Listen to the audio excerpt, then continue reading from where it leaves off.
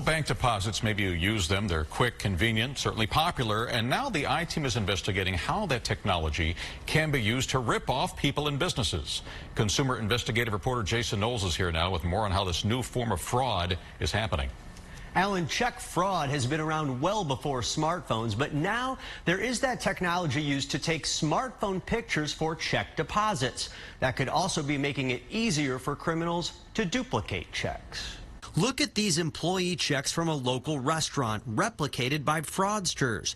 They were possibly recreated from a mobile deposit screenshot from legitimate checks. People are now using the images to recreate the checks. Right. Professor Bill Cressy at Governor State University says this is a new way for scammers to rip off local businesses and even consumers who may be fooled into cashing fake checks. They white out the payee and change that. They white out the amount and put some large amount, but they don't white out the account numbers at the bottom of the check. Cressy says it's harder to detect fraud when a check image is used for a mobile deposit. The mobile app doesn't have human eyes looking at it, at least not yet. They may do that. They may use artificial intelligence to take apart and to determine the scam checks from real checks. Many apps, they're not doing that now. However, banks are using new automated fraud detection systems which may detect duplicate, altered, and counterfeit checks. I felt cringy and violated. Lisa Drucker, a family member of an ABC7 employee,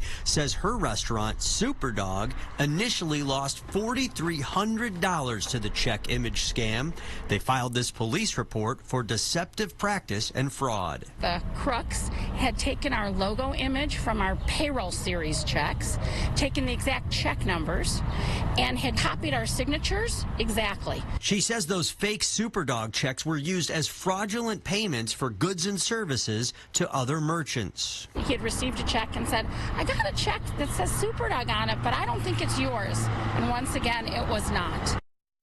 The bank later refunded Superdog all of the lost money. The American Bankers Association also reminds people that customers and businesses are not liable for checks they do not authorize, adding that banks prevent at least 90% of fraud attempts. So you should always monitor your online accounts for any suspicious activity as well. And we put all of those tips on our website, abc7chicago.com, and our news app. Wow.